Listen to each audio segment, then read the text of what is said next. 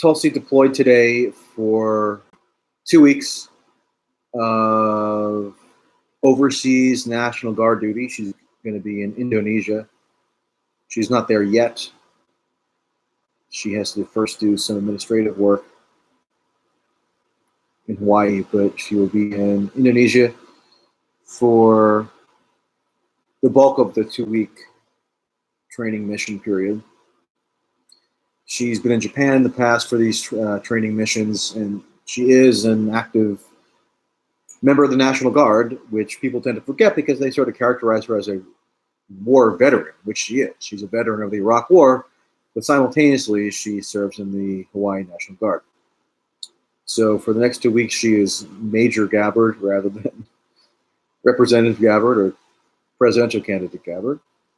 And I think it has some potential upsides and downsides in terms of what it portends for her campaign, because the deadline is August 28th for her to achieve the necessary number of qualifying polls in order for her to make the next debate.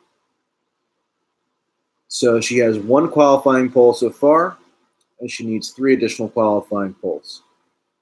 Unfortunately for her, there do not appear to be any further polls from New Hampshire. And New Hampshire is the state where she's tended to have polled the best. So there aren't going to be any more polls that are qualifying between now and August 28th from New Hampshire, apparently. And that puts her at somewhat of a disadvantage. The one qualifying poll that she does have is from New Hampshire. It's a CBS YouGov poll. And if you want to know how fundamentally arbitrary this whole polling qualifying process is, there are other YouGov polls where she meets or passes the 2% threshold that are conducted by YouGov. But those YouGov polls don't count per the DNC because they're done in conjunction with a media organization that's not deemed by the DNC to be a partner. So YouGov does polls with CBS, but they also do them with The Economist. The Economist polls put her at above the 2% threshold nationally, but those polls do not count per the DNC's inane criteria. Now, I've been saying there's no necessary reason why that the DNC couldn't broaden the types of metrics that it uses to determine whether a candidate ought to be given admittance to a debate. Yeah, they have specified in the past that it's got to be 2% in the polls and $130,000 for the next debate. But this is a private party organization that can basically make up rules on the fly. So if there's a candidate which is obviously who meets one of the criteria, meaning Tulsi has reached the 130,000 mark, then what's to stop the DNC from saying, you know what, we're going to exercise judgment here and discretion and say that, you know, this is obviously somebody who has demonstrated what's the harm in making the debates more inclusive and including her. And I would actually say that the same would apply to Marianne Williamson, for example, who is on pace to get 130,000 donors, probably will in the next couple of days. That is a feat unto itself, 130,000 donors for somebody who's not particularly well known. So why not say, okay, they've satisfied one criteria. Accordingly, we're going to say that other factors compel us to determine that the satisfying of that one criteria is sufficient for entry into the debates. Nothing would stop the DNC from doing that. But by all accounts, it seems like they're going to stick to their arbitrary calculation here. Now, is there a possibility that she gets three, meaning Tulsi, three additional polls before before August 28th? Yeah, it's possible, but it seems potentially unlikely, especially because she is now going to be gone for 2 weeks, and therefore can't really drive news cycles. And there was sort of a dearth of polling done after the most recent debates where she had a good performance. There have only been 2 qualifying polls since the most recent debates. Now, what does that tell you? I'm not alleging any conspiracy. I'm just alleging inanity. I'm alleging that how stupid it is that the process is being governed by these arbitrary criteria, where a candidate who obviously had a good performance at the most recent debate is not benefiting from the polling result there, because there have only been 2 polls since the second debate, and 0 from New Hampshire, where again she tends to overperform relative to elsewhere in the country. So I think a reasonable point to make would be that DNC is not bound by its prior decisions. It's actually altered its rules on certain matters, meaning the criteria for the October debate has now been determined. Let me rephrase.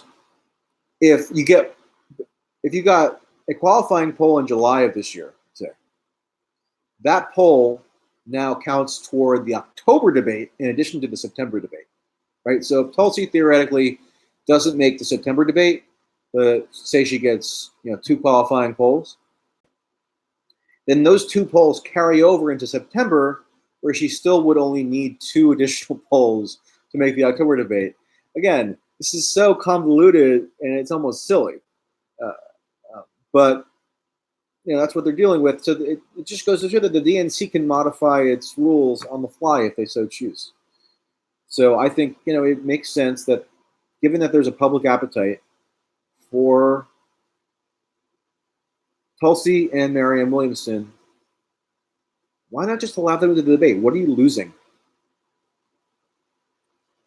If anything, you're kind of helping the Democratic Party in a way, because you're showing that there are these breadth of different voices in under its tent, right? So even from a self-interested party perspective, you think that it would be a rational decision for them not to cut people off who satisfy one criteria but might not satisfy the other.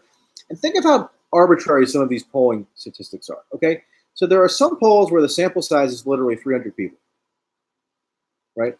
I'm not saying that you can't have a legitimate poll with that number of sample size. I'm not a nihilist on polling. I know a lot of people on the internet dismiss polling outright. I'm not one of those people. Okay, it matters how you portray polling and whether you use it for manipulative purposes.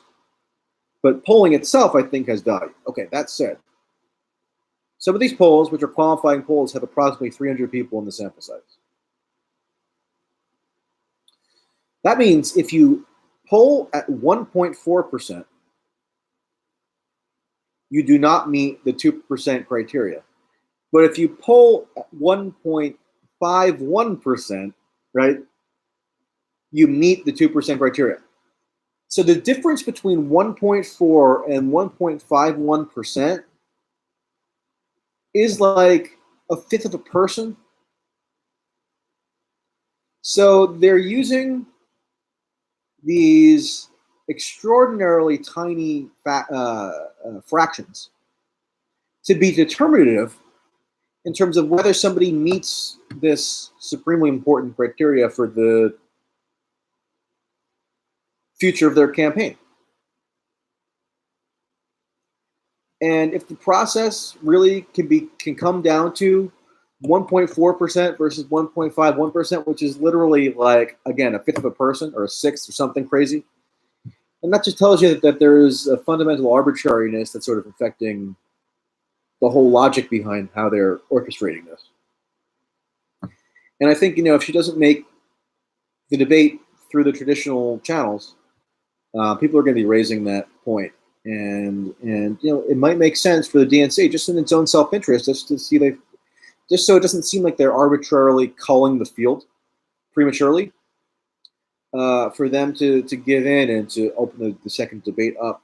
For you could still cut like a third of the candidates, right? So that's a sort of a natural culling process. But to cut people who have reached 130,000 donors and obviously generate a lot of interest, I think would just be foolish from a self-interested standpoint. All right. Thank you for the person who says, great show on Progressive Soapbox. Appreciate it. Always like talking to Jamal. Somebody asked, which day am I going to go see Jimmy BK? I don't know yet. Probably tomorrow, but I'm not 100% sure. Maybe I'll go both days. I don't know. But I would say most likely tomorrow. Somebody says serving in the military is bootlicking. I don't know about that. It depends how you use your military experience in other facets of life, right? I don't think that serving in the military is inherently a bootlicking endeavor. Some of the most principled opponents of U.S. foreign policy, for example, have served in the military. One of whom is Ron Paul, as you may know, who served in the Korean War. Mike Gravel served in the Army. I think that's part of why he's attracted to Tulsi. So no, I don't agree that it's inherently bootlicking.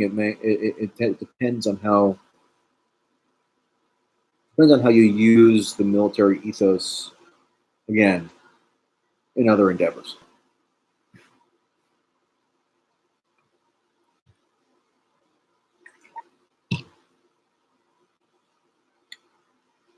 All right, people. I didn't want to do a full-fledged live stream here. Just wanted to give you a little bit of an update on Tulsi's 2-week hiatus. Somebody says, really like your channel and your particular progressive voice. Keep up the good work. Thank you for that. Somebody says, isn't Gravel a surrogate for Tulsi? Yeah, he agreed to be a surrogate for Tulsi. What that will exactly entail, I don't know. But he did officially endorse her, in addition to Bernie.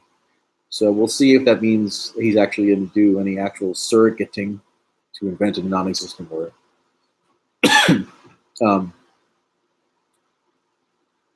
We'll see. Somebody asks, if you had to bet, would you bet she makes the next debates?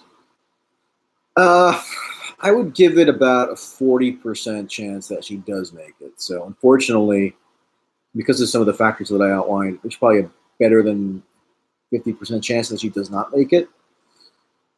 Just given the lack of polls coming from New Hampshire, the relatively small subsection of polls overall that are deemed qualifying by the DNC, and the fact that she in a lot of these polls hovers around 1%, which obviously got her into the first debate, but doesn't entitle her to get into the second debate. Somebody says, I saw you on the Hill and subscribe. Yeah, I was on the Hill last week.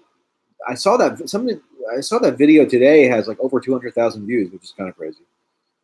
I think it's one of the most watched videos on the Hill overall ever. Which, I can't take total credit for. I think there's a lot of interest in Tulsi online, and in particular, coverage and commentary on Tulsi that is fair and, maybe appropriately critical, but geared toward highlighting the aspects of her candidacy that are unique and interesting.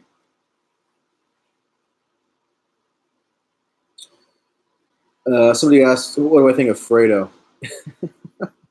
I watched that video, and I just tweeted this, but my first reaction was, wow, Chris Cuomo really needs to smoke a joint. because if you're in public, and even if you're genuinely insulted by something, and maybe the guy who confronted him was being a jerk, right? Then, especially if you're in the public eye and you like have a TV show, even me, like I don't have as much public notoriety as Chris Cuomo, anywhere near it, obviously, but even I would feel like I would have the presence of mind where I wouldn't overreact to something like that, given the possibility that it could, be surreptitiously recorded and make me look bad and cause all kind of PR problems, right?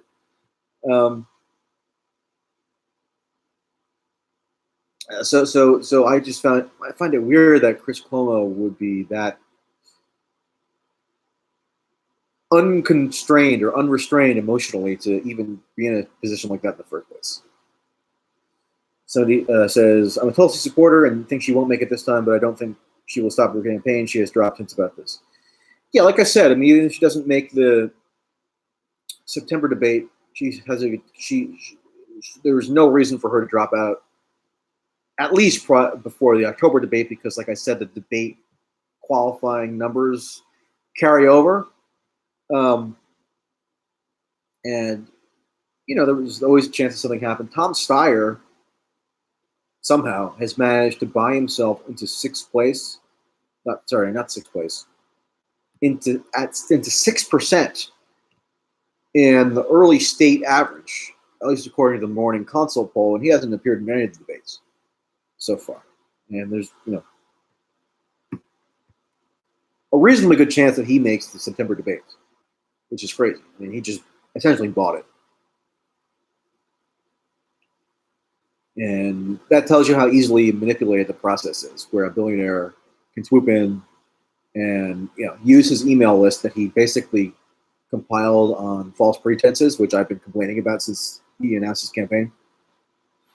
If he can, in a very shady way, use an email list to boost his campaign and then flood the airwaves in Iowa, New Hampshire, South Carolina, and then also use these Facebook ads to garner $1 donations, we're in a position now where people like Tom Steyer are paying as much as $200 to online fundraising firms to solicit $1 donations. So think of that rate of return, right? Think of that like that margin. They're paying $200 for a $1 one-time donation. That's how wacky the system has become, where it incentivizes stuff like that. But for Tom Steyer, it might actually work.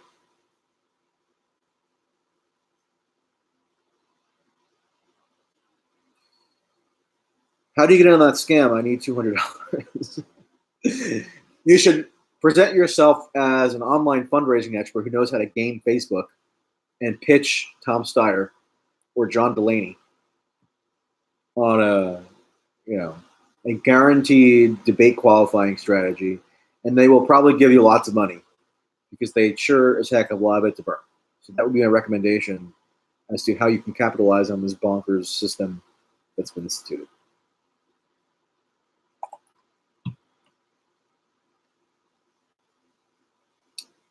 TYT keeps smearing Tulsi about Modi. TYT keeps smearing Tulsi. It sucks. I haven't been following what they've been saying. That it doesn't surprise me if true, but I don't know. I have to look at it myself.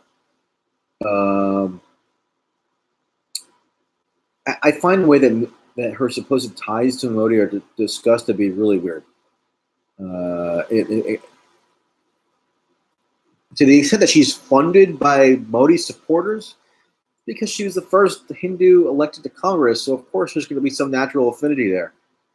But this idea that she has this like nefarious tie, I don't think has really been substantiated. She had diplomatic overtures with Modi, yeah, but so do a vast number of politicians in both parties. So I don't think that criticism is necessarily justified. And furthermore, India, whether you like it or not, is the most populous democracy in the world. So I don't think meeting with the head of that democracy and extending diplomatic niceties ought to necessarily be considered as having some kind of nefarious connection. It's just normal diplomacy. Could you have criticisms of Modi's practices and policies? Sure. But this idea that you're going to foreclose any diplomatic engagement with him, I think that's ridiculous. All right, people. Is Tulsi, somebody asked, still able to post on social media during her 2-week hiatus? That could be powerful. I think her campaign's going to do it. I mean, she is pretty much barred from engaging in any kind of campaign activity while she's deployed. I mean, that would run afoul of ethics regulations that govern conduct for the National Guard and the military more broadly. But her campaign can do it on her behalf.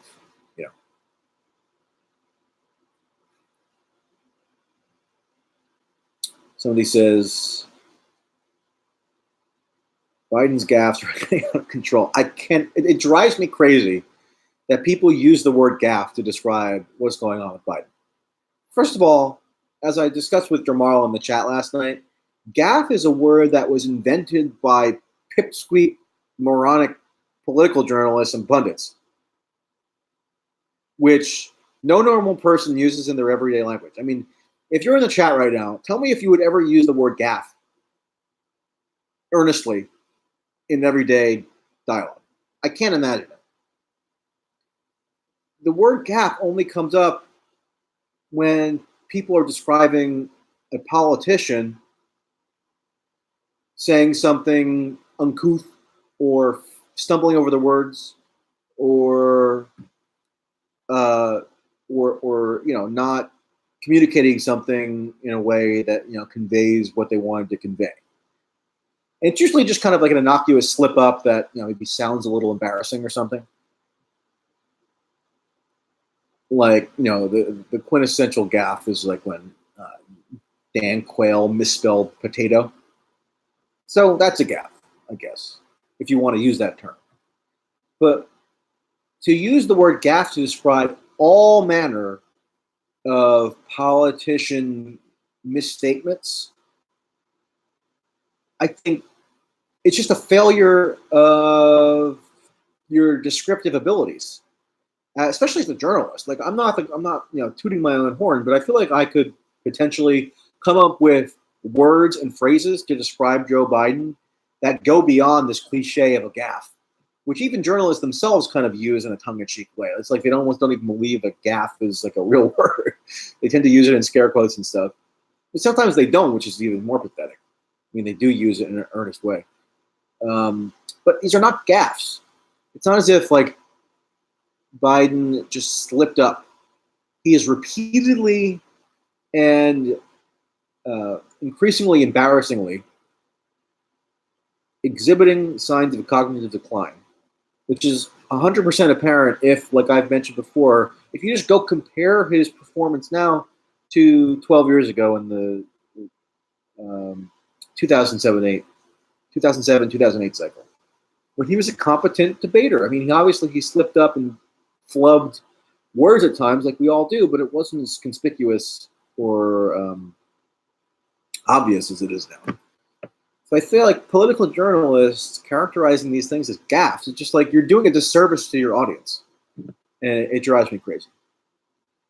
And it actually bolsters him in a way because it just feeds into his long-standing persona. If he's just gaffe-prone Joe, then him committing additional gaffes is not going to significantly undermine his political prospects. You have to introduce a new narrative, which is that these are not gaffes. They are instances of cognitive malfunction, right? Which cuts against his core argument, which is that he's the most electable against Trump. I feel like I've made that point 1,000 times at this point. But I'll keep repeating it because political journalists, many of whom are morons, I have to say, don't seem to get it.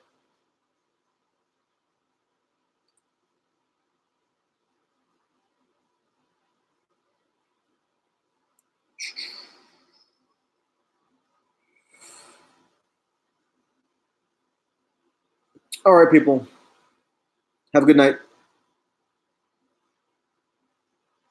talk to you later.